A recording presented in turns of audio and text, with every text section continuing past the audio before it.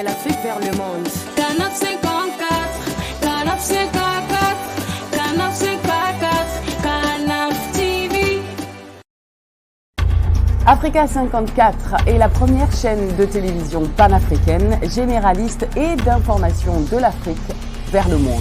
Chaque pays africain devrait avoir un représentant œuvrant en son sein afin de permettre l'éclosion des talents, pouvant également jouer de pont avec nos pays respectifs. Bref, nous sommes panafricanistes au sens absolu du terme. Canal Africa 54, dans sa devise, la première chaîne généraliste culturelle et d'information de l'Afrique vers le monde.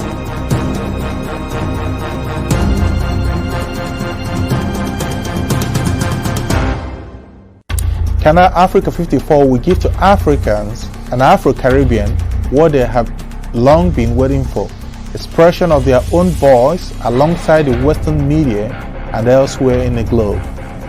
We aim to make the channel professional, sophisticated, contemporary.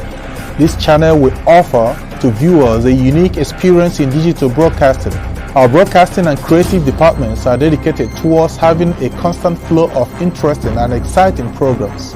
By using the most sophisticated methods of production, we aim to provide programming which is second to none, developing and enhancing the digital TV services throughout interactive mediums.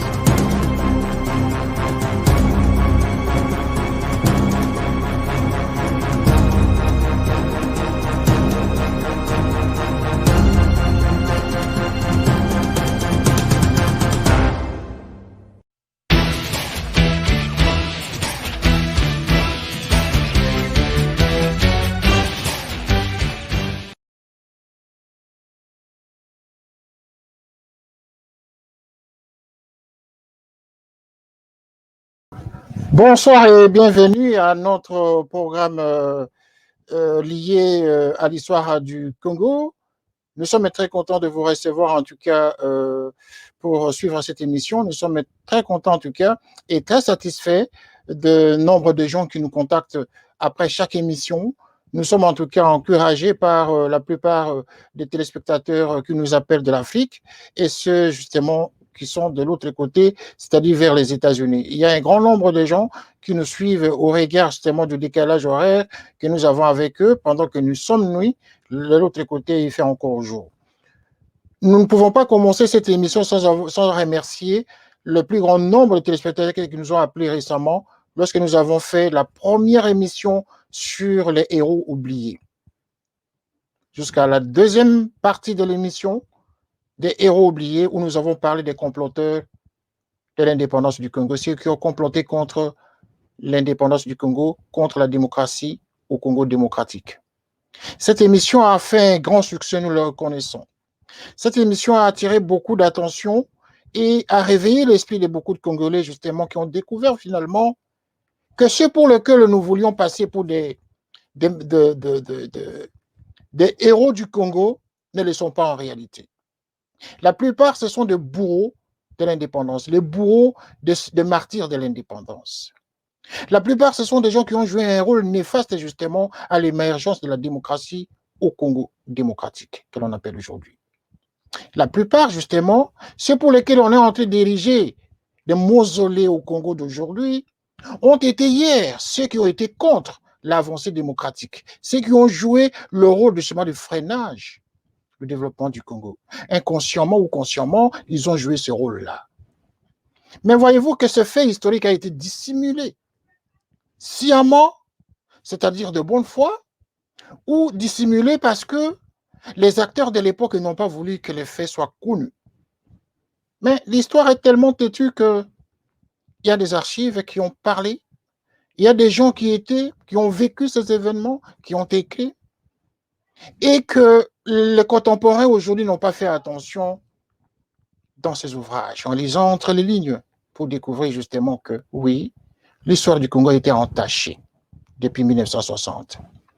Non seulement il y avait eu l'assassinat dont on parle de Patrice Emery Lumumba, pour lequel nous avons une pensée en tout cas patriotique, une pensée pieuse, mais également, aux côtés de Lumumba, il y avait beaucoup de martyrs.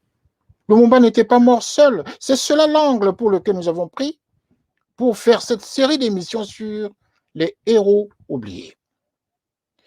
Nous avons parlé des héros oubliés. Nous avons parlé la deuxième partie de l'émission des comploteurs, justement, qui ont fait que ces héros soient oubliés, ces martyrs soient oubliés. Et donc, à cette troisième partie de l'émission, nous allons encore enchaîner sur cette série des comploteurs.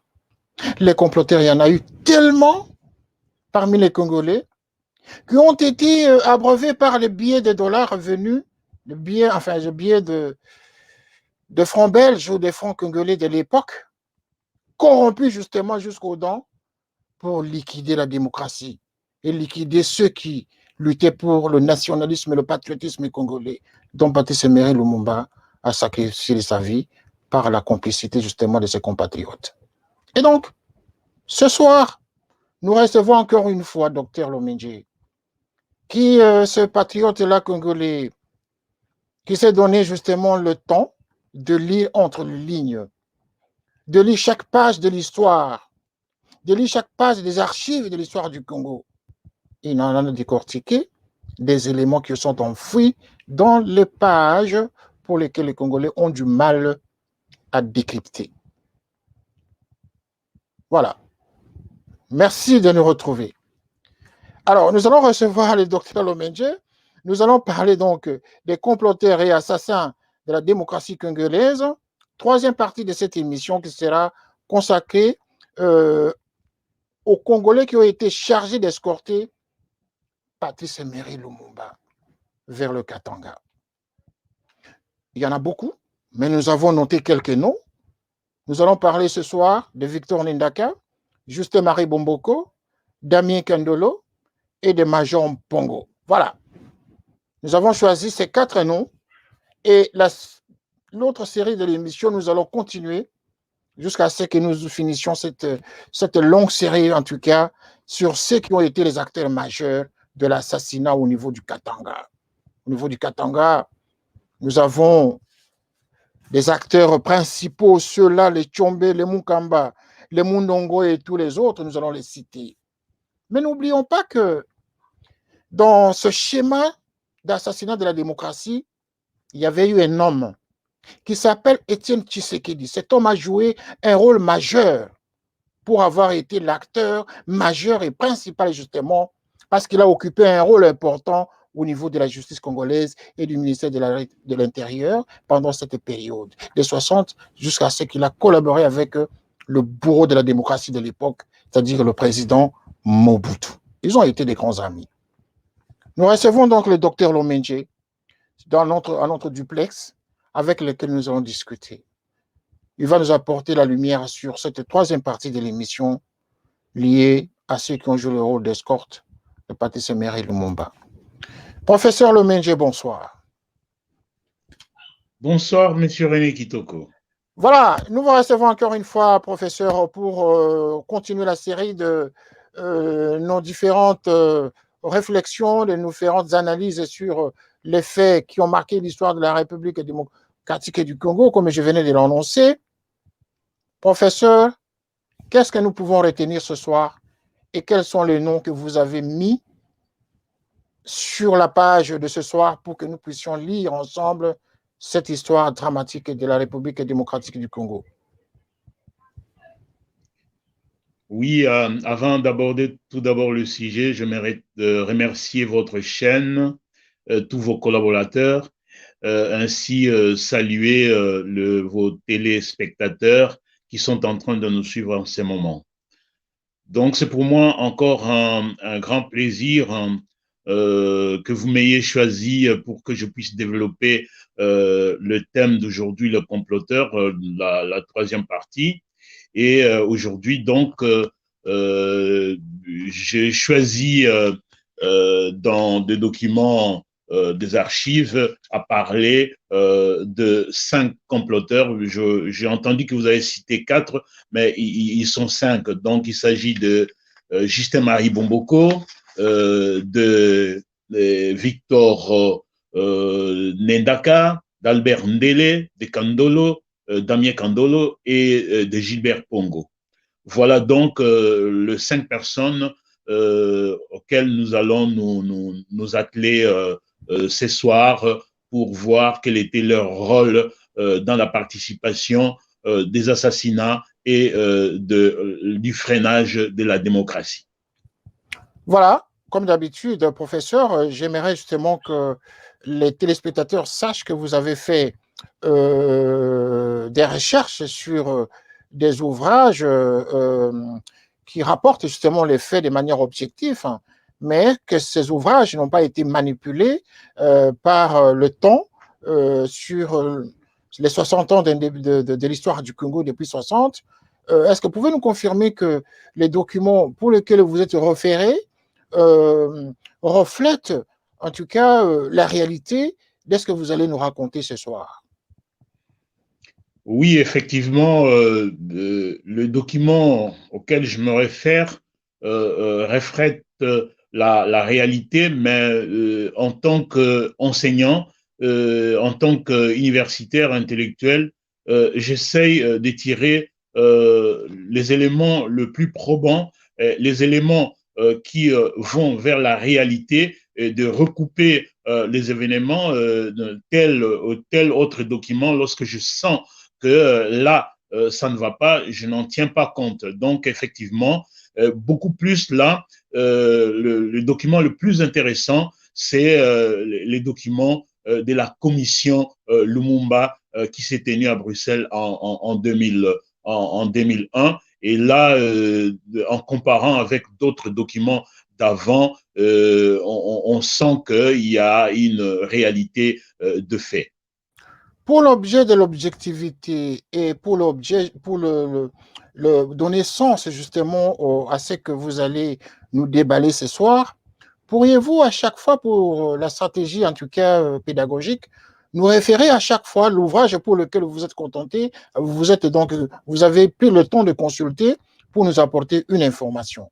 Ceci aiderait justement les autres à les consulter, ces mêmes ouvrages, de sorte qu'ils en tirent aussi des leçons sur ce qui est écrit dans ces différents ouvrages. Effectivement, c'est ce que je vais faire, mais à 90%,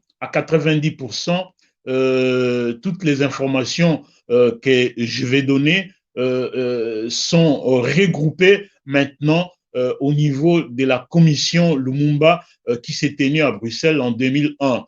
Donc, les ouvrages auxquels je vais citer, donc Lumumba, Patrice Lumumba, les 50 derniers jours de Patrice Lumumba, les informations qui sont là-dedans sont les informations qu'on retrouve dans le document de la commission Lumumba. L'assassinat de Lumumba de Ludo de White, il a aussi été interrogé lors de la commission Lumumba. Donc, en général, à 90%, l'élément important aujourd'hui, c'est la commission Lumumba de 2001, parce que cette commission-là a essayé de regrouper toutes les informations qui sont apparues avant cette commission, et je compare, je recoupe les informations et je trouve la réalité des faits. Et donc, vous nous confirmez que nous allons parler des Congolais comploteurs, justement, ceux qui ont joué le rôle d'escorter Patrice Lumumba avec ses collaborateurs vers le Katanga. C'est de ça le sous-thème. C'est cela?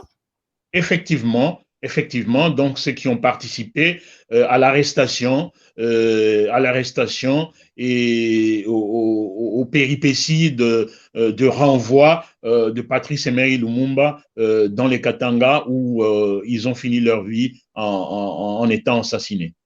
Voilà, vous avez la parole. Nous allons commencer par le cas de Justin Marie Bomboko, c'est ça, hein, dans votre schéma, dans votre plan? Oui. Je commencerai par Justin Marie Bomboko. Je vais de façon un peu serrée à vous présenter qui est Justin Marie Bomboko. Donc, la jeunesse d'aujourd'hui, ce sont les gens d'avant qui connaissaient Justin Marie Bomboko. Donc, il est né le 20 septembre 1928 et il a suivi l'école normale à Coquelativille entre 40-45 et donc l'école primaire et puis l'école normale. De 45 à 51, il a fait les sciences administratives à Kisanto Lovanium, donc, et puis sa licence en sciences politiques et diplomatiques à l'ULB à Bruxelles. Donc, il a participé à la table ronde en tant que membre du parti politique UNIMO. UNIMO, c'est l'Union de Mongo, dont il fut président à l'indépendance. Il a été dans le premier gouvernement de Lumumba en tant que ministre des Affaires étrangères. Et à partir du 5 septembre, il a contre-signé 2 jours après la révocation de Lumumba, donc avec 2 jours ou une journée de retard, la révocation de Lumumba. Et le 14 septembre, lorsque Mobutu fait son coup d'État en mettant le collège de commissaires, Bomboko fut choisi comme étant président du collège de commissaires généraux, donc comme en comparaison comme étant premier ministre du gouvernement illégal en tant que collège de commissaires généraux. Voilà ce que je peux vous dire sur la petite biographie de Bomboko, qui normalement a été dans plusieurs gouvernements, gouvernement Iléo, gouvernement Adoula, gouvernement Mobutu, et il s'en suivit qu'il a participé à la création du Impair Manifeste Lancélé avec Etienne Tshisekedi et d'autres politiciens congolais. Alors, professeur, pour des raisons de clarté, en tout cas, pour situer chaque personne par rapport à leur appartenance géographique de la République démocratique du Congo, il serait toujours nécessaire justement de nous préciser l'origine de chaque personne pour qu'on arrive justement à comprendre le rôle que la pesanteur qu'il y avait eu autour de toutes ces personnes du point de vue de leur attache régionale ou provinciale. Voilà. Bomboko, lui, venait de quel coin du Congo à cette époque? Il est originaire de quel coin du Congo? Bomboko venait de la province de l'Équateur et il était Mongo, Ana Mongo. Voilà, il était Mongo. Mais Voilà, est-ce qu'il était proche de Lumumba? Est-ce qu'il était dans le MNC? Avait-il appartenu à ce mouvement national congolais?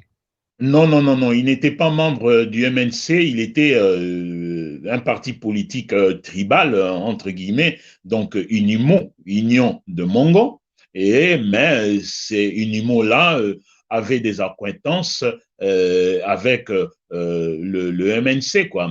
Donc on peut dire, bon, Ana Mongo, Lumumba était là, Bomboko était Mongo, donc ils avaient des acquaintances sur le plan ethnique en tant qu'Ana Mongo.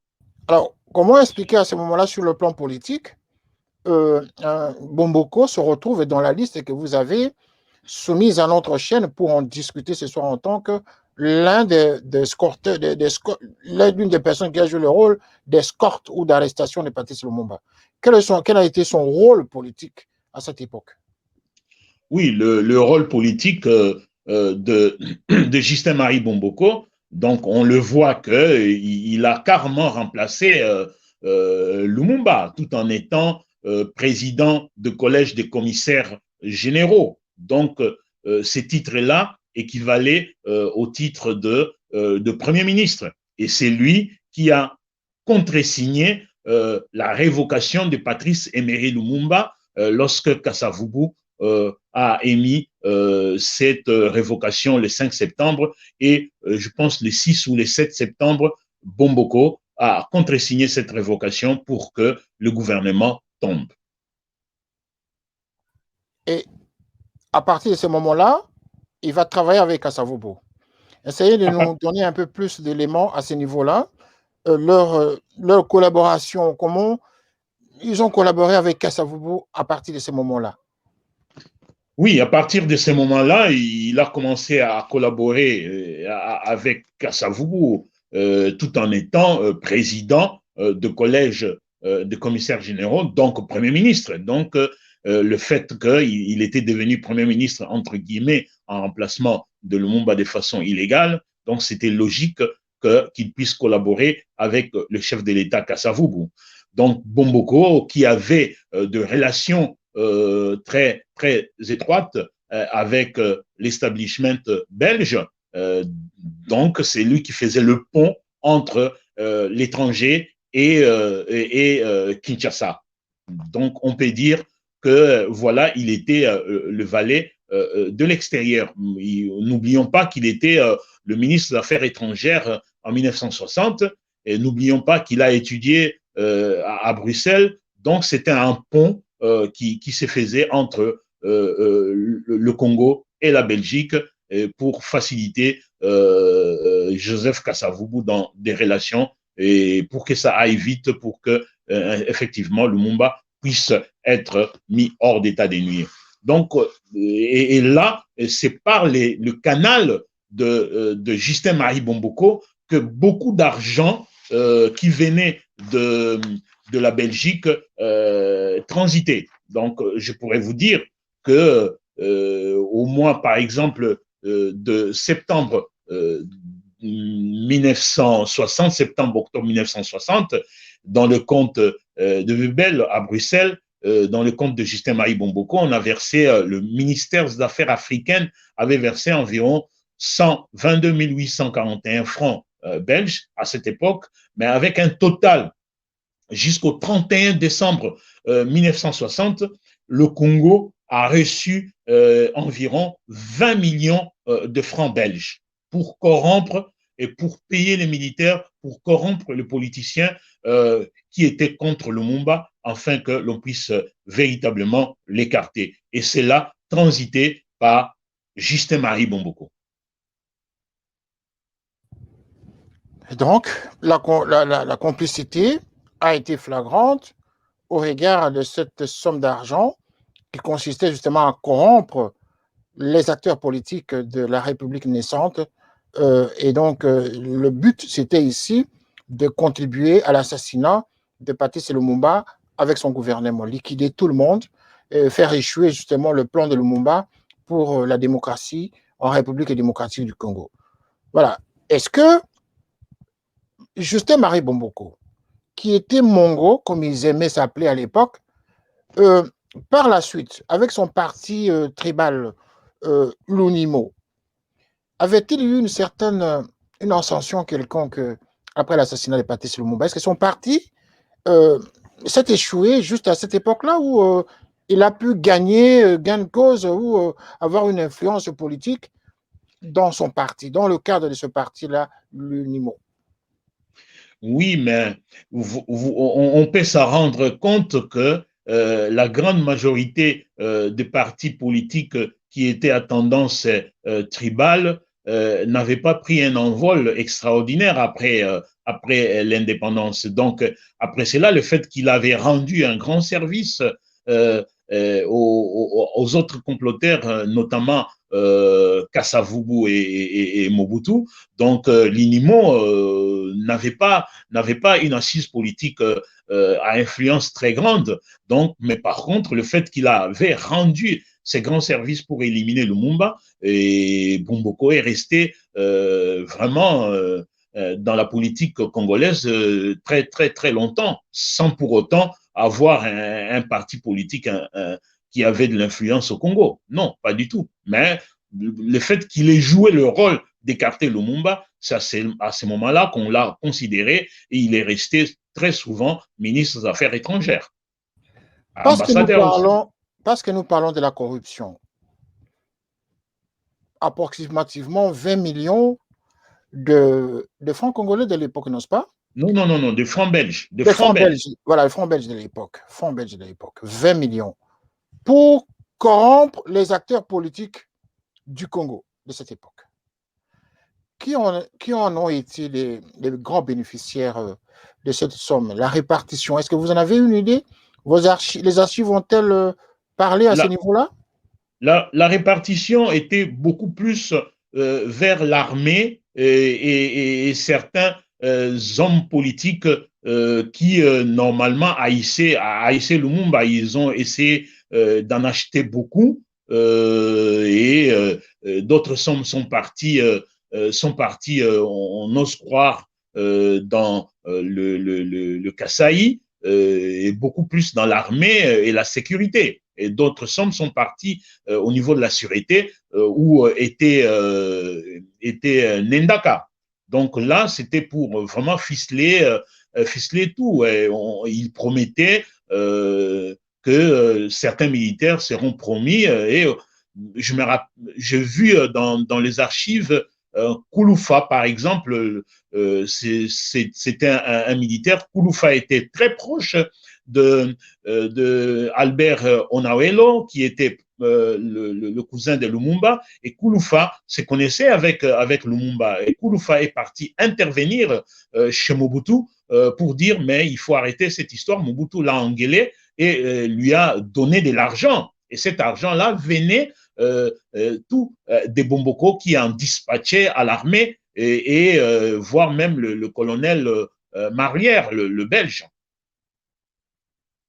Donc, professeur, en d'autres termes, s'il n'y avait pas eu cette corruption, probablement Lumumba pouvait être sauvé par certains Congolais qui étaient proches de lui. On peut soupçonner cela.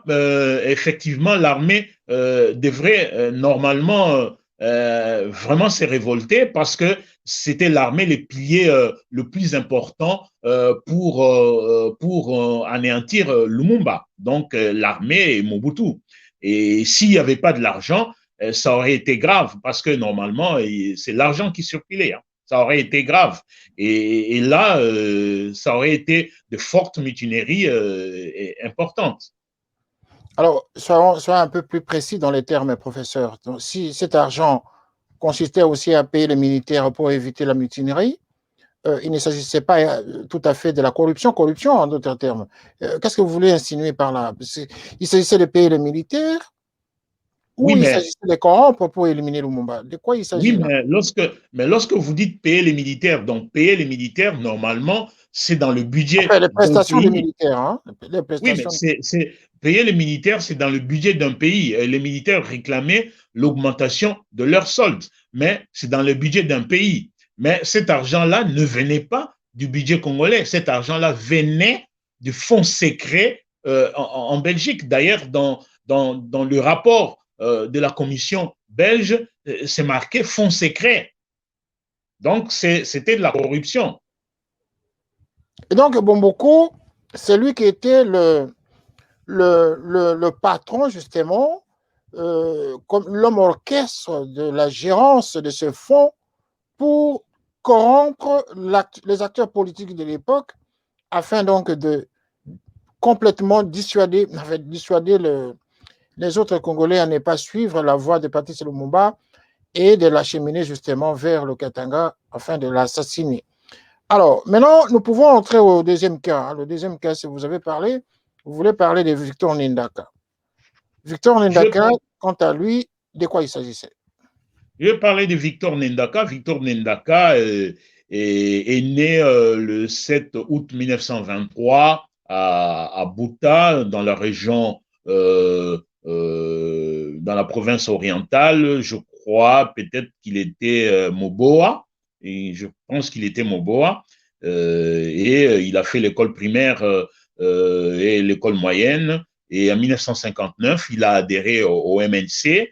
Et il a participé à la table ronde et à la place de Lumumba lorsque Lumumba était arrêté. Mais lorsque Lumumba, on l'a libéré et est venu à la table ronde, Lumumba a récupéré sa place. Et d'ailleurs, qui a amené un problème, une très grande discussion entre Paul Maurice et Ndaka, où Paul Maurice giflera Ndaka pour cela. Et en mars 1960, Ndaka quittera le MNC, il formera son MNC à lui, et en septembre 1960, lors de la révocation du gouvernement Lumumba, et Ndaka a été nommé administrateur de la sûreté à la place de Christophe Muzungu, parce que Lumumba avait nommé Christophe Muzungu administrateur de la sûreté.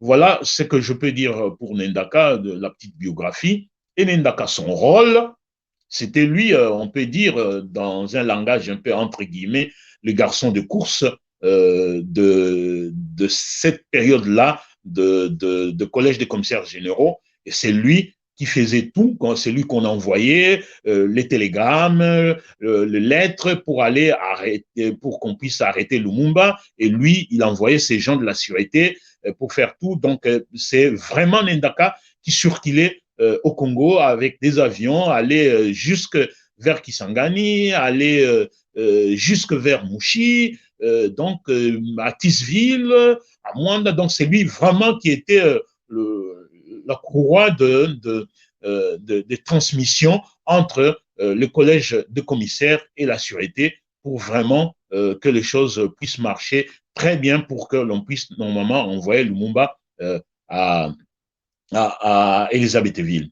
Et voilà donc le rôle vraiment principal de Ndaka, c'était le rôle de la sûreté. Et Lumumba se connaissait avec la sûreté belge, avec la CIA, les Américains.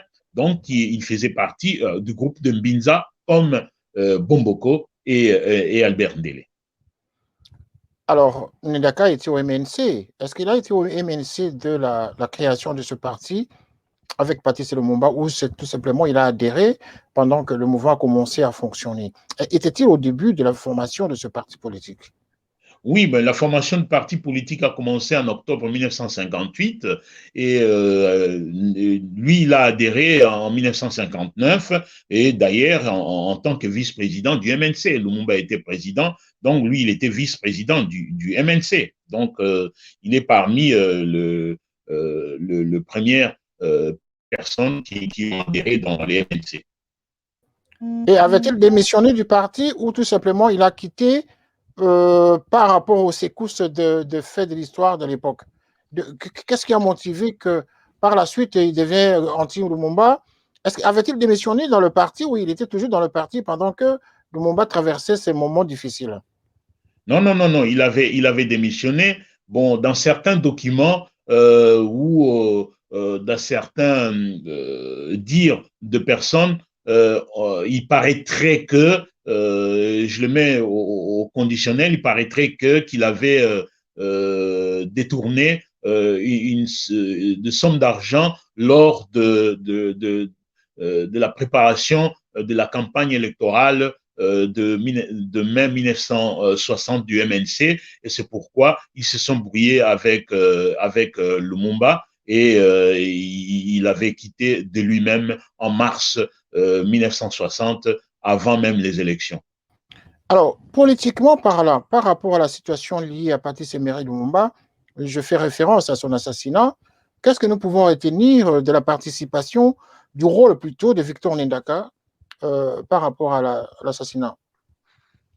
Le rôle de Victor Ndaka était beaucoup plus dans à chercher. Donc, c'est lui, normalement, en tant que chef de la sûreté du Congo, il devait savoir, lorsque Lumumba s'est enfoui, c'est à lui qui revenait le rôle de savoir, en tant qu'administrateur de la sûreté, savoir où serait Lumumba. Donc, il a envoyé ses inspecteurs de la sûreté comme Pongo, et d'autres militaires comme Yohane pour aller à la recherche de Lumumba, donc avec les avions que la CIA a donné à Mobutu, et Mobutu a donné ça à Ndaka, qui était l'administrateur de la sûreté. Donc, il a joué le rôle de la recherche où s'est caché Lumumba.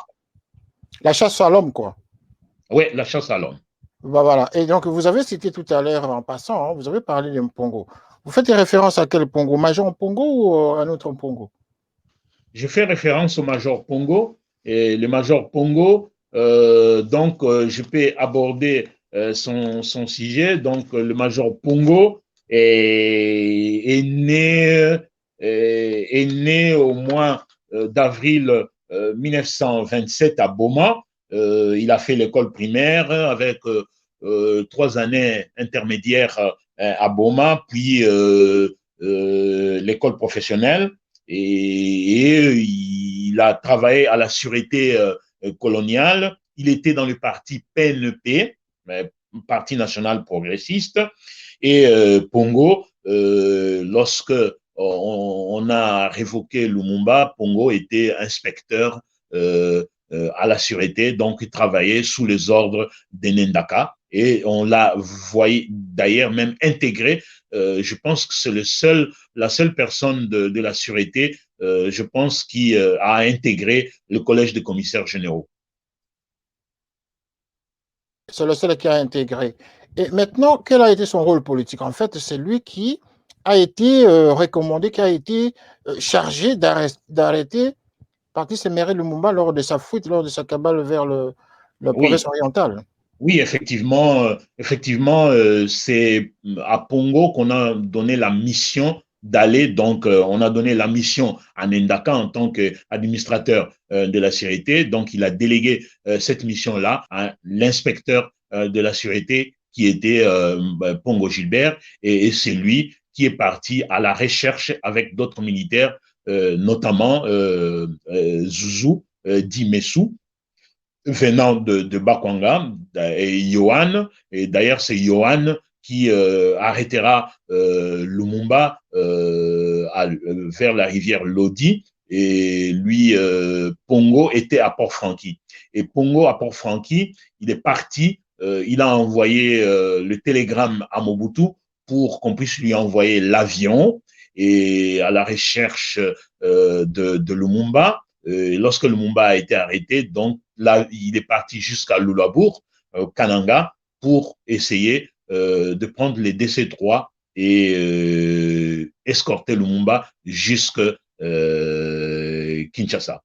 Et petit problème à Lulabour, le gouverneur de Lulabour, qui était apparenté MNC, ne voulait pas que l'avion puisse décoller de Lulabour. Donc, il s'est passé un temps énorme pour des négociations pour que Pongo puisse avoir cet avion de DC-3 pour que ça puisse décoller. Et il a fallu l'intervention d'un colonel dont le nom n'est pas cité dans les archives. Et ce colonel-là qui a donné l'ordre à Pongo de pouvoir avoir cet avion. Et l'avion a décollé de Lulabour jusqu'à Port-Franqui. Et de là, on a embarqué Lumumba jusqu'à Kinshasa. Voilà, donc c'est lui qui a vraiment amené Lumumba jusqu'à Kinshasa sur la Jeep que vous voyez là.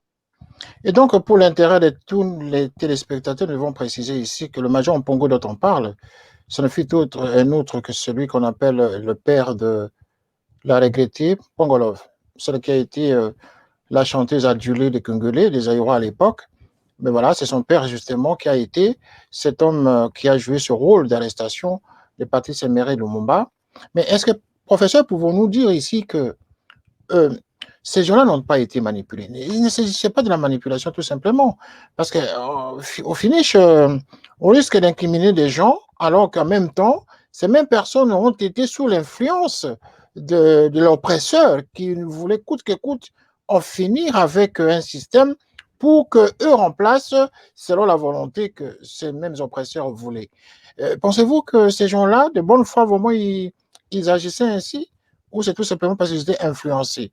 Vous avez parlé de la corruption. D'accord, la corruption, c'est un fait clair à ce sujet. Mais est-ce que vous pensez que ces Congolais de l'époque étaient inconscients? Vous pensez qu'ils étaient inconscients, professeur?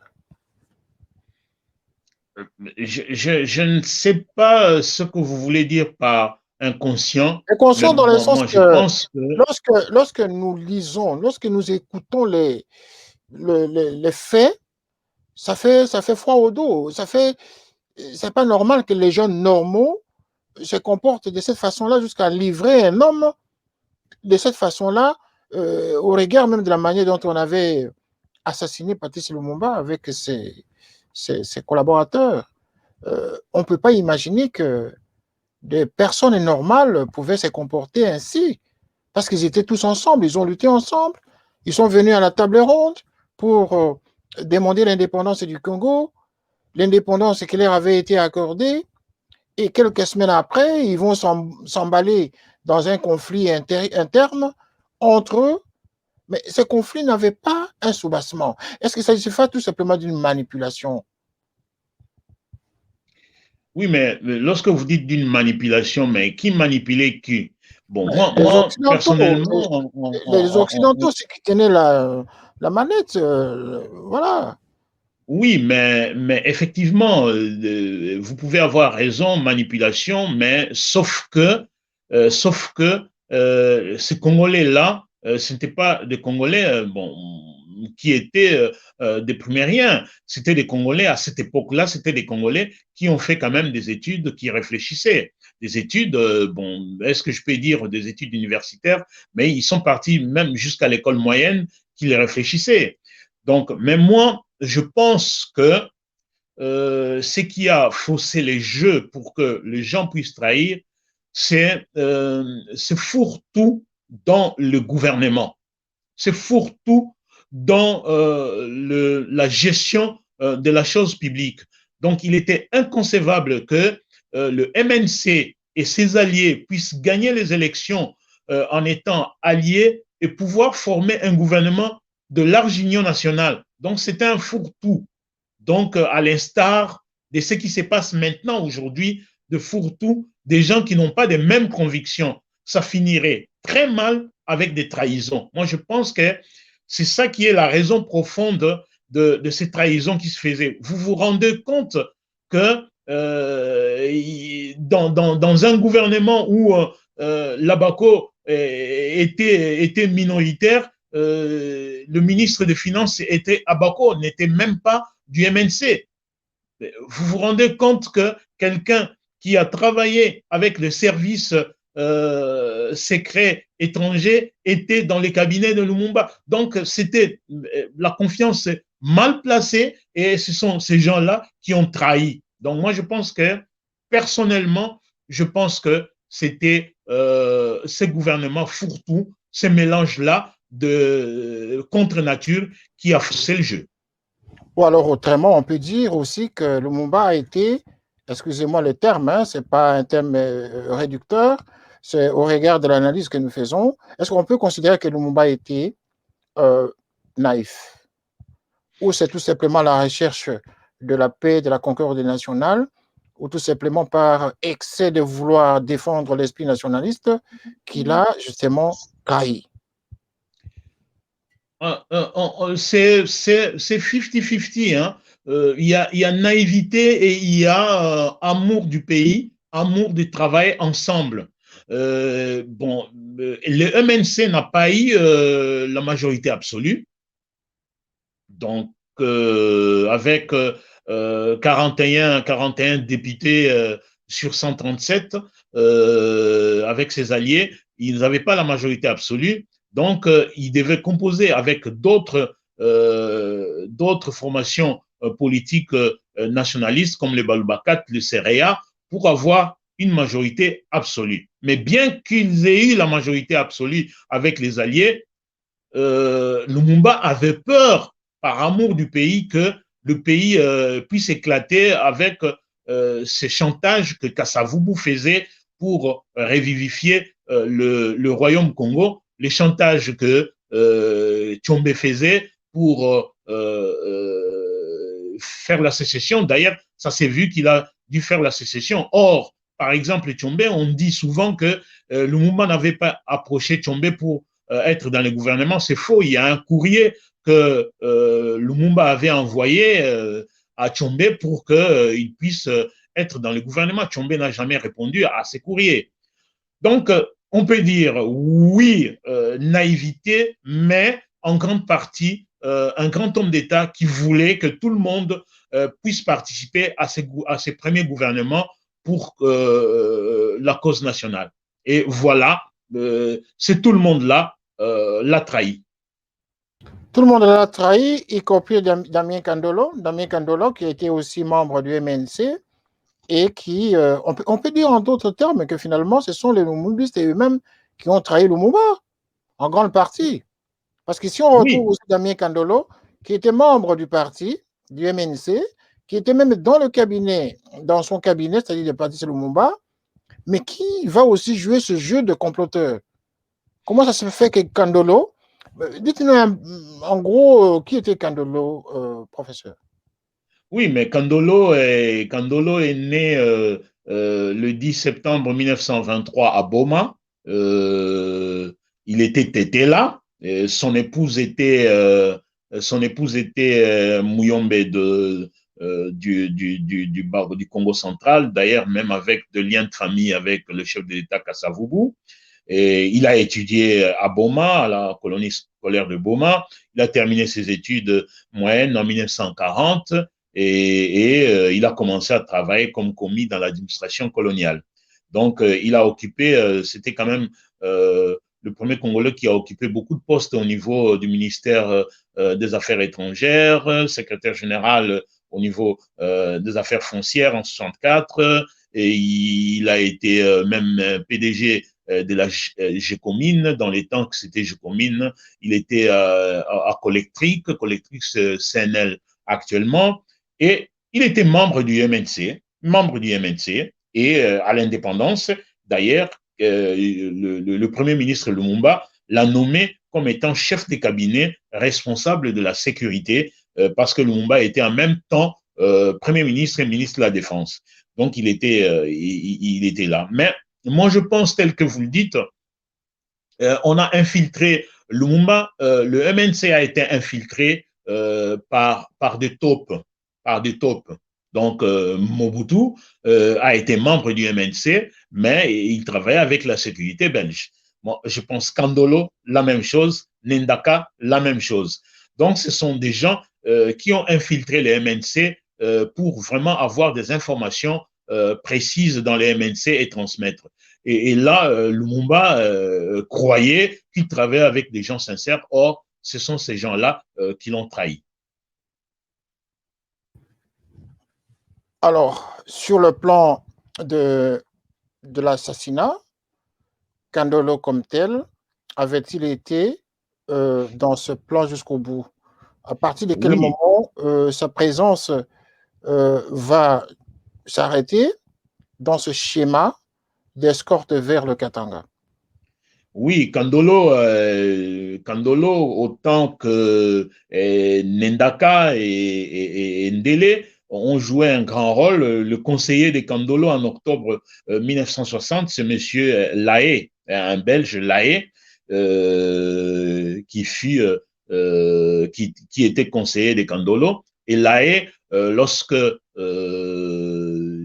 a quitté Laé, était, je pense, l'adjoint du chef de la sûreté du Congo belge, et à l'indépendance, il n'y était plus. Il est devenu conseiller de Kandolo au mois d'octobre, juste après la révocation de Lumumba. Et Laé est parti de l'autre côté au Congo-Brazzaville, à l'ambassade de la Belgique au Congo-Brazzaville. Et c'est de là que Kandolo communiquait avec Laé par de phonie pour demander à Laé à ce que Laé puisse appeler Elisabethville, donc Tchombe, afin d'accepter Lumumba au nom du collège des commissaires. Donc voilà, le rôle de Kandolo, c'était la jonction avec l'establishment belge à Brazzaville. Pour pouvoir peser sur Tchombe, afin de lui faire accepter l'escorte de Lumumba vers le Katanga, c'est ça? Effectivement. D'ailleurs, le 14 janvier 60, 3 jours avant le départ de Lumumba, Kandolo appela Laé pour lui dire, en tout cas, faites le nécessaire pour convaincre Tchombe afin qu'il puisse accepter Lumumba. Et en ce moment-là, le gouverneur Ndele, par exemple, celui qui deviendra gouverneur, Albert Ndele, quel a été son rôle à ce moment-là? Quel a été son rôle? Parce que son nom se retrouve aux côtés de Ndele. Quel a été son rôle? D'abord, présentez-nous l'homme Albert Ndele. Qui était-il? Oui, Albert Ndele, lui, il est né à Boma. Il est né à Boma le 15 août 1930. Il a étudié là-bas à Boma, il a fait l'école moyenne, puis allé à Louvain, il a fait l'économie et finance, et il a participé à la table ronde de 1960 et la table ronde économique avec Mobutu. Je ne sais, on ne présente pas dans quelle partie Ndele a œuvré, mais il était apparenté à Bako, parce qu'à l'indépendance, il a été chef de cabinet du ministre des Finances, Nkayi, qui était à Bako. Et le 5 septembre 1960, lorsque on a révoqué Lumumba, Ndele était le vice-président du collège de commissaires, donc comme vice-premier ministre remplaçant Gizenga. Voilà. Le rôle de Ndele était important dans le sens où c'est lui qui était souvent, qui remplaçait souvent Bomboko lorsque Bomboko n'était pas là, parce que Bomboko était souvent en voyage à l'étranger, en Amérique, à Paris, en Belgique même, et donc c'est Ndele qui faisait office du président du collège des commissaires généraux en tant qu'adjoint de Bomboko. Et d'ailleurs, c'est lui qui contresignera l'ordonnance loi sur ce qu'il a contresigné avec Étienne Tshisekedi, le décret loi que le président Kasavubu a émis le 7 janvier 1961, décret loi constitutionnel relatif au pouvoir judiciaire. Donc, ça a été signé Joseph Kasavubu, chef de l'État, et Ndele pour le collège des commissaires généraux et Étienne Tshisekedi pour le collège des commissaires généraux en tant que collège des commissaires généraux adjoint à la justice. Voilà. Et le rôle de Ndele aussi était il avait un rôle aussi administratif, un rôle de pouvoir convaincre l'establishment au niveau de l'ONU. Et d'ailleurs, lui, avec Bomboko, c'est eux. Bomboko était parti au mois de novembre aux États-Unis, à l'ONU, lorsqu'ils ont écarté Thomas Kanza en tant que représentant du Congo à l'ONU au profit de représentants des Kasavubu. Donc, Ndele et Bomboko travaillaient ensemble sur le plan administratif et diplomatique. Waouh! Alors, professeur, lorsque nous écoutons, lorsque les téléspectateurs vous écoutent, nous avons l'impression finalement que Patrice Lumumba était seul contre tous et il était entouré plus sans pouvoir, sans intention en tout cas derrière la tête en posant cette question que je vais poser. Géographiquement parlant, on a l'impression que Lumumba a été trahi par, au regard des noms que vous donnez, hein, c'est comme ça que nous avons noté ici au studio, nous avons l'impression finalement que Lumumba a été trahi par les siens, c'est-à-dire les Kasaïens et les gens du Bas-Zaïre, hein, c'est ça, enfin, du Bas-Congo. C'est ce que nous avons l'impression, parce que les noms que vous citez, c'est toujours Kasavubu, allié à Kasavubu, et puis d'autre part, vous parlez des noms en consonance du Kasaï. Comment expliquer cette situation géographique, cette influence? C'est la faute de Lumumba aussi, d'avoir plus donné confiance aux siens, et Kasavubu aussi a ramené les siens, et ça a constitué cette guerre entre le Kasaï et le Bas-Zaïre, le Bas-Congo. Oui, effectivement, bon, le Premier ministre Lumumba n'en pouvait rien parce que il y avait un poids politique, le poids politique de chaque parti. Donc là, j'aimerais attirer l'attention de tout le monde que le collège des commissaires tel que ça a été constitué, on remarquera que sur le plan ethnique et régional, la grande partie des gens qui composaient le collège des commissaires était du Congo central, donc Bas-Congo, et une partie des Bangala à l'équateur, et à l'équateur, c'était beaucoup plus le militaire. Et en politique, bon, vous retrouvez Bomboko, vous retrouvez même Bolikango, entre guillemets, et en grande partie, c'est les Kasaï, surtout le sud Kasaï, et effectivement, certains étaient là. qui étaient mécontents de ne pas avoir eu de poste au niveau gouvernemental. Une petite partie orientale seulement, donc vous retrouverez Nendaka et Lengema. Donc voilà ce que je peux dire. Mais alors, d'où vient l'explication qu'ils étaient contre Lumumba? Donc d'emblée, le Congo central était déjà contre Lumumba parce que le Congo central, et c'était normalement, tel que j'avais dit l'autre fois, Kasavubu s'était dégonflé, normalement, et c'était pour l'indépendance de Bakongo. Et il ne voulait pas l'unité nationale, il voulait le fédéralisme. Donc, le Bakongo déjà était contre Lumumba.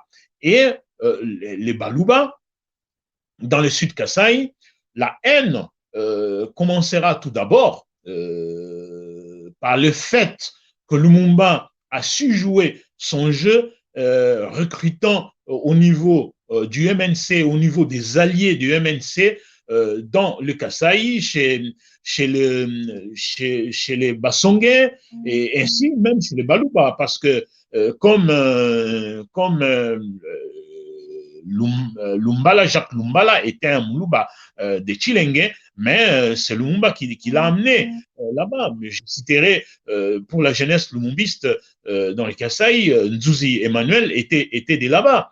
Donc, mais alors, d'où vient cette haine-là des Kasaïens contre Lumumba? Ça a commencé tout d'abord avec Kalonji, où les Belges ont essayé de manipuler Kalonji lorsque il devait partir à la conférence panafricaine à Accra. Ils ont refusé à donner à Kalonji le visa de sortie, mais tout en disant à Kalonji que c'est Lumumba qui n'a pas voulu que Kalonji y aille alors que c'était faux. Ça, c'est le premier couac avec Kalonji. Et deuxième couac, vous vous souvenez qu'il y a eu des troubles entre Kasaïens, entre eux-mêmes, donc les Loulous et le Luba du Sud Kasaï. En 1959, il y a eu ces troubles-là, et ces troubles-là étaient dus à un match de football qui s'est joué à Luluabour.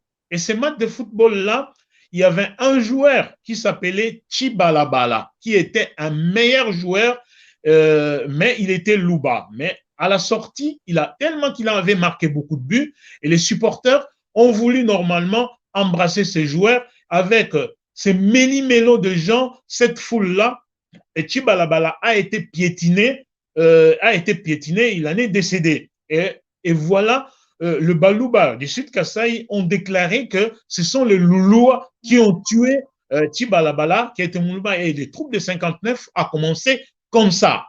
Or, la grande majorité des Loulous étaient MNC. Et voilà, cette crise-là s'est prolongée en 1960 lorsque il y a eu la sécession katangais, la sécession kassaïenne, et il y a eu, on a réprimé cette sécession-là par l'armée nationale congolaise, et il y a eu des morts. Voilà que Kalonji dira que c'est le gouvernement central qui a fait tuer le kassaïen. Voilà encore le conflit qui en est découlé dans ce sens-là entre le Luba et le Lumumba.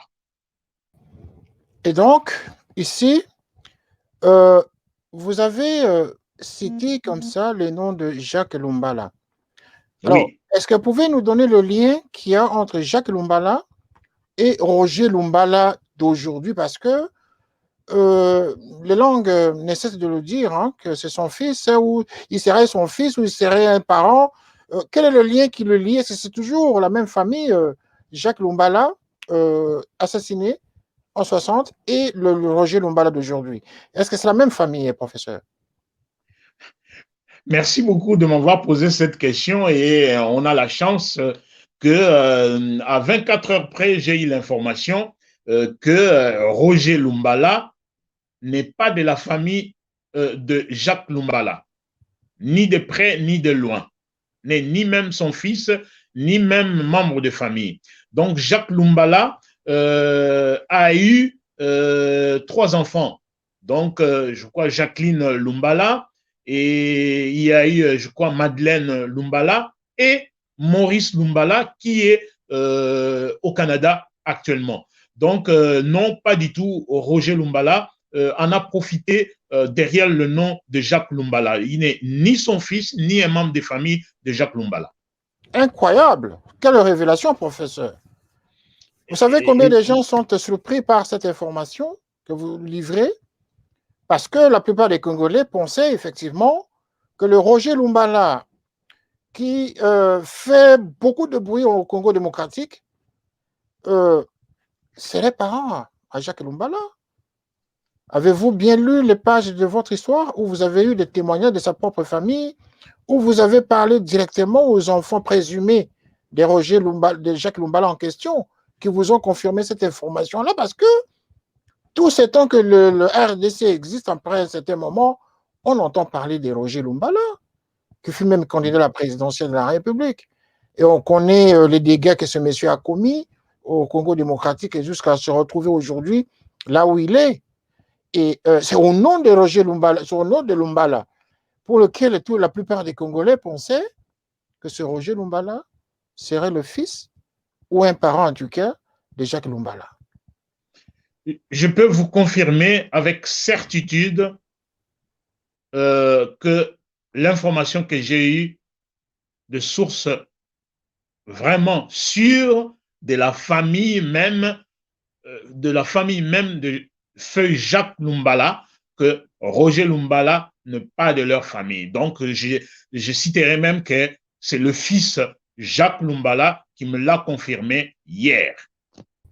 Et donc, nous pouvons dire et conclure en même temps en disant que l'usurpation d'identité, l'usurpation des noms en République démocratique du Congo n'est pas un fait nouveau. Voilà encore un Lumbala qui nous a embarqués dans cette illusion, nous faisant croire qu'il venait justement, il était de la descendance de la famille Lumbala. Voilà, professeur, nous allons terminer bientôt cette émission.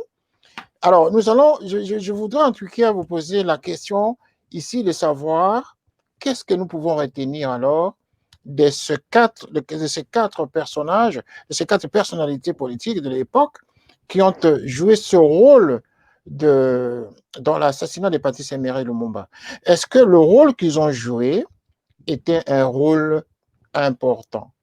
Est-ce que ce rôle-là seul suffit pour que l'on soit aujourd'hui du côté de l'histoire, c'est-à-dire considérer que ce sont des comploteurs de l'indépendance, des comploteurs de l'assassinat de la démocratie? Est-ce qu'on peut les mettre dans cette liste?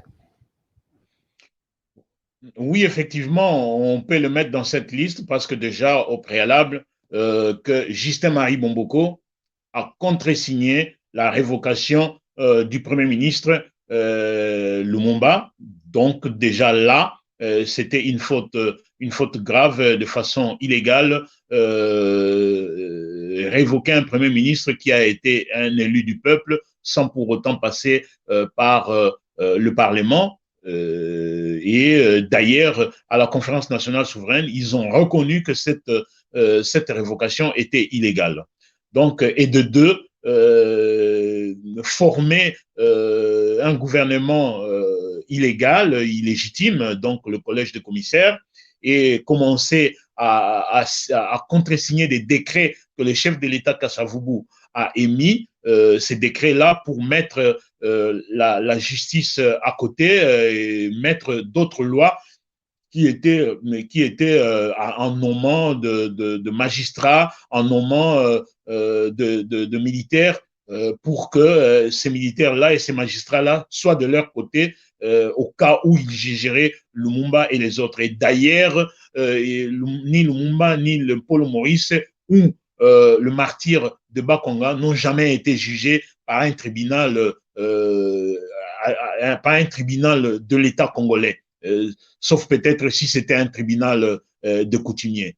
Donc, et ces gens-là, effectivement, sont de comploteurs qui ont agi en âme et conscience en prenant de l'argent de l'étranger pour essayer de détruire la démocratie qui a commencé le 30 juin 1960. Et donc, on ne peut pas terminer cette émission, professeur, sans qu'on ait parlé de Étienne Tshisekedi. Pendant tout ce temps, quel rôle jouait-il en coulisses? Avait-il aussi été corrompu, lui qui était le premier docteur en droit, lui qui était le juriste de l'époque, le juriste, le cerveau monteur de droit du Congo? Quel rôle avait-il joué? Avait-il été aussi corrompu, Monsieur Étienne Tshisekedi? Je ne saurais dire qu'il a été corrompu ou pas parce que je ne sais pas comment Justin Marie Bomboko dispatchait cet argent-là au niveau du collège des commissaires. Et d'ailleurs, je pourrais dire dans le procès-verbaux, on lira qu'il réclamait entre guillemets, leur prime. Et d'ailleurs, il ne voulait même pas, Etienne Tshisekedi ne voulait même pas qu'ils s'arrêtent, ils voulaient continuer leur mission. Et d'ailleurs, c'est ce qui a fait que le président, le chef de l'État, Kassavou, puisse prolonger leur mission au-delà du 31 décembre. Mais son rôle le plus important en tant que juriste, parce que normalement, si le collège des commissaires généraux n'avait pas une personnalité juridique, une assise juridique, on devrait normalement dire que c'était personnalisé. Mais or, le chef de l'État, Joseph Kasavubu, a émis un décret-loi reconnaissant le collège des commissaires généraux et sur le plan de droit, Étienne Tshisekedi a signé le décret-loi qui a fait que la justice soit mise de côté par rapport à la loi de 1958. Et d'ailleurs, la lettre qu'il avait envoyée à l'empereur, entre guillemets, Kalonji, le prouve bien qu'il avait la justice en main. D'ailleurs, vous vous rendez compte, le ministère de la Justice, c'est un ministère important pour des choses graves. Et ce courrier-là montrait que les crapauds Lumumba étaient déjà maîtrisés et on attendait tout simplement qu'il puisse aller à Elisabethville. Et d'ailleurs, pour conforter mon idée, la vraie destination de Lumumba et Paul Maurice était à Bakwanga. Si on regarde le plan de vol, c'était à Bakwanga. Donc, à 24 heures près, la destination a été changée par cette demande-là pressante de Kandolo pour Elisabethville. Donc, voilà ce que je peux dire sur le commissaire général adjoint chargé de la justice. Qu'est-ce qu'il en était alors à ce moment-là de l'importance du courrier de Tshisekedi? Parce que ce courrier n'avait plus d'importance à ce moment-là. Parce que ce courrier était destiné au Molopwe de Bakwanga. Et maintenant, on chante la destination. Ici, le courrier de Tshisekedi n'a plus d'importance parce que ce courrier ne s'adressait pas au Katanga. Hein. Non, non, mais le grand problème dans le courrier qu'Étienne Tshisekedi avait émis le 23 décembre 1960, c'était pour annoncer que le Premier ministre Lumumba a été maîtrisé. Et jusqu'à ce moment-là, il n'y avait pas encore le plan pour l'assassinat de Lumumba, ça serait dans quelle ville. Mais en général, la destination, c'était Bakwanga. C'est pourquoi il avait déjà commencé à annoncer qu'ils viendront à Bakwanga. On va vous les envoyer comme on a maîtrisé leur chef. Donc, on va vous envoyer ces lieutenants-là. Donc, normalement, la destination était Bakwanga à partir du 23 décembre. Mais à la dernière minute, au mois de janvier, la destination de Lumumba a été changée. Donc, on ne peut pas dire que ça ne vaut pas la peine, mais on a commencé à éliminer les nationalistes petit à petit. Et la responsabilité partagée, n'est-ce pas, entre les Congolais, d'une part, et les Belges et les Occidentaux, je veux dire les puissances occidentales, de l'autre côté. Comment pouvez-vous répartir ces responsabilités au niveau de l'assassinat de la démocratie en République démocratique du Congo? Est-ce que ce sont les Congolais qui en ont été plus responsables ou c'est plutôt les Occidentaux qui, avec des billets d'argent, ont réussi justement à corrompre les Congolais? Quel est votre point de vue pour terminer l'émission? Mon point de vue sur cela, nous avons été un pays indépendant, souverain. Donc, nous n'étions pas sous, même si c'était 2 mois après l'indépendance, nous étions déjà indépendants. Donc, moi, je pense que les Congolais devraient réfléchir en tapant la main sur la table. Ils ne devraient pas avoir la dictate de l'étranger. Nous étions indépendants, nous n'étions pas une colonie, nous n'étions pas sous la colonisation des Belges, nous étions déjà indépendants. Donc, pour moi, le Congolais porte une très forte responsabilité en tant qu'un pays indépendant. On ne peut pas accepter que les gens de l'extérieur puissent vous dicter et vous accepter alors que vous êtes indépendant. Et comment, pour terminer en tout cas, professeur, il y a d'autres questions qui nous reviennent ici.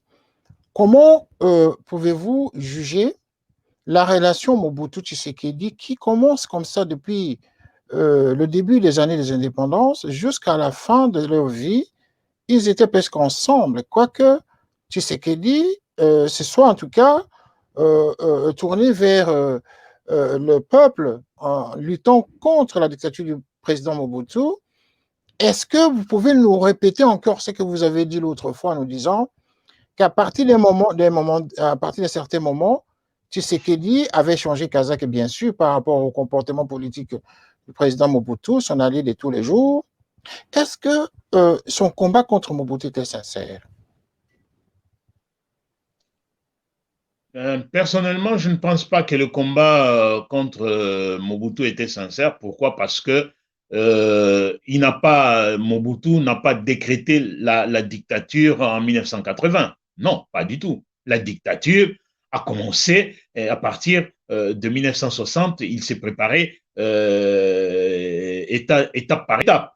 Donc, lorsqu'il a fait son coup d'État en 1965 et formé en 1967 le parti impair, et le manifeste Lancélé a été écrit par Étienne Tshisekedi et d'autres politiciens, notamment Bomboko et les autres, et Lekitima. Mais en 1970, juste 5 ans qui achevait le timing qu'avait donné le haut commandement de 65 à 70, et Mobutu a continué. Ils ont continué avec Tshisekedi. Ils en ont assassiné d'autres après, donc avant 70. Donc, je pense aux pendaisons de 66. Donc, Étienne Tshisekedi ne pouvait pas venir se réveiller qu'en 1980-82, disant que Mobutu était un dictateur, machin. Non, ils ont,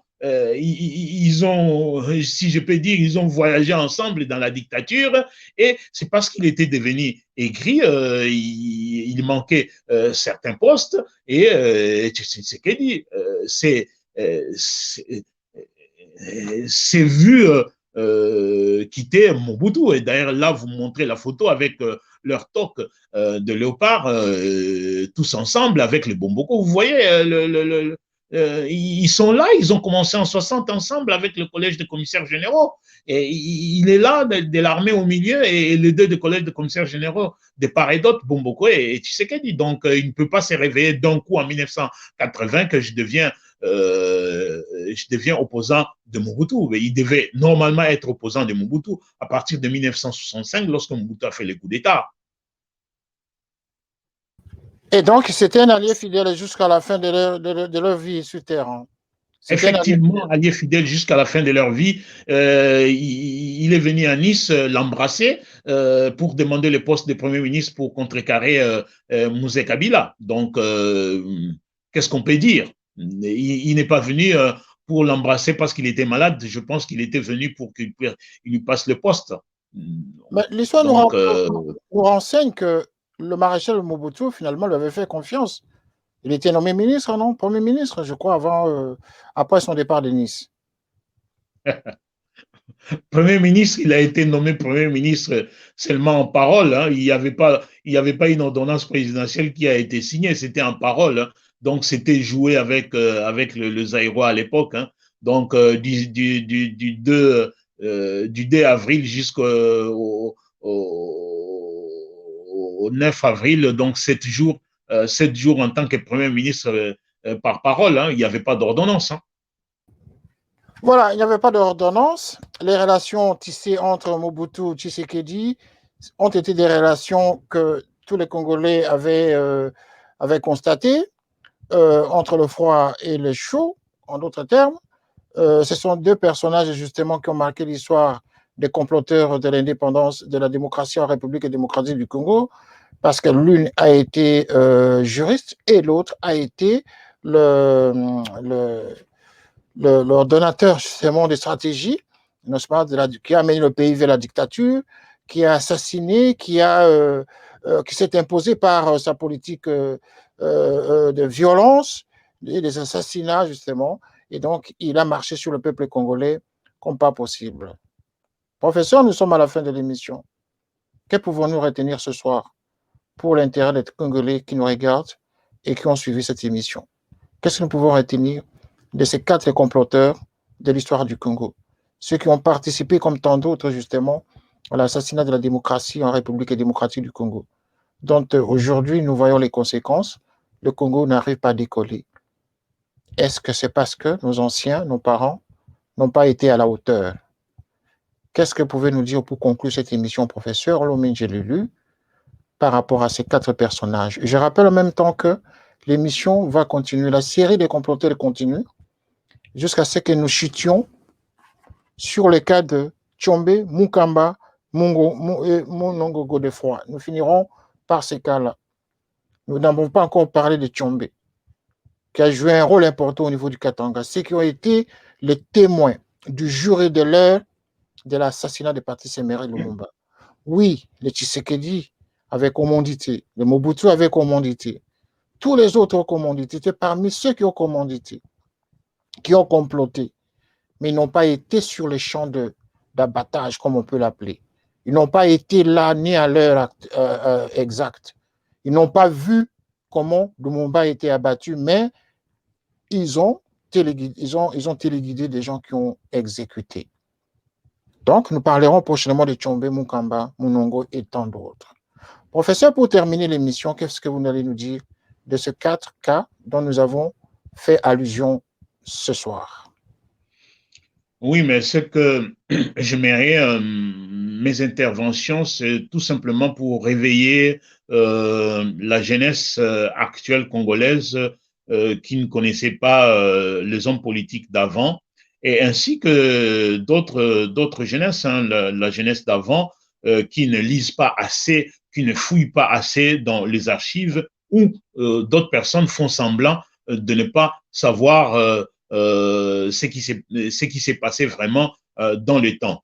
Donc, pour les 4 personnes, moi, je pense que le but que nous poursuivons, c'est de pouvoir normalement réécrire l'histoire, connaître les gens qui ont participé au frein du début de la démocratie qui a amené ce que nous sommes en train de vivre aujourd'hui, parce que c'est comme si l'histoire est en train de se répéter.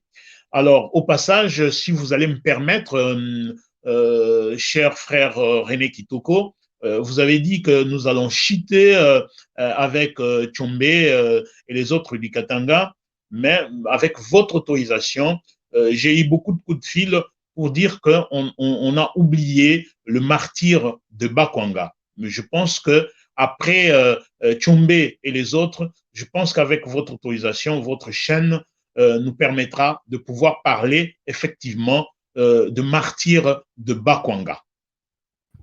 Pour l'intérêt de l'histoire, pour l'intérêt justement des peuples congolais, pour l'intérêt des archives, pour l'intérêt justement de l'histoire que Patrice Lumumba avait dit, le peuple congolais, les Congolais eux-mêmes vont réécrire leur propre histoire.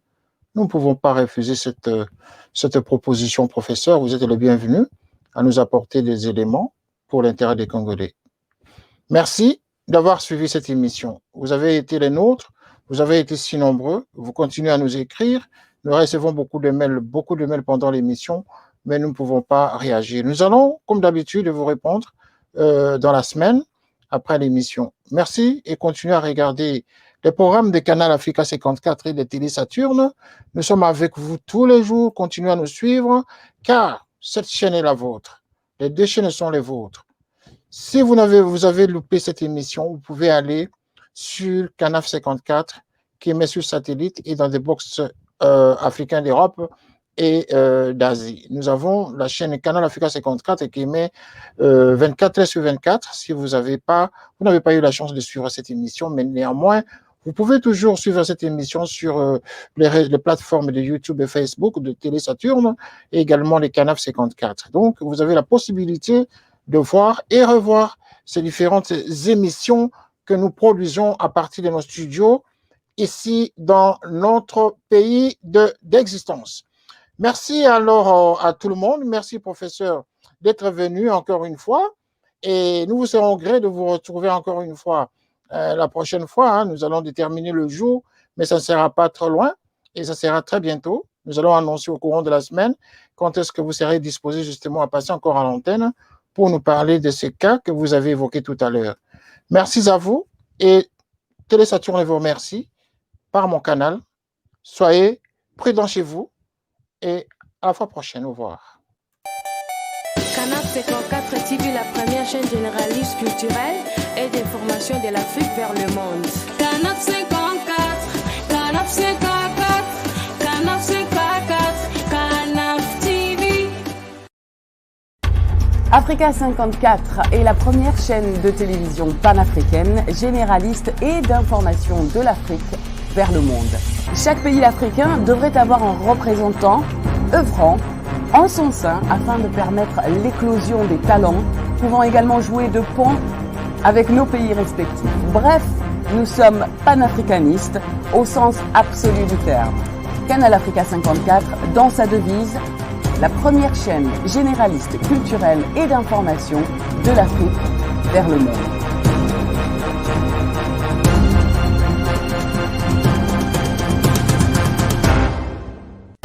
Canal Africa 54 will give to Africans and Afro-Caribbean what they have long been waiting for, expression of their own voice alongside the Western media and elsewhere in the globe. We aim to make the channel professional, sophisticated, contemporary. This channel will offer to viewers a unique experience in digital broadcasting. Our broadcasting and creative departments are dedicated towards having a constant flow of interesting and exciting programs. By using the most sophisticated methods of production, we aim to provide programming which is second to none, developing and enhancing the digital TV services throughout interactive mediums.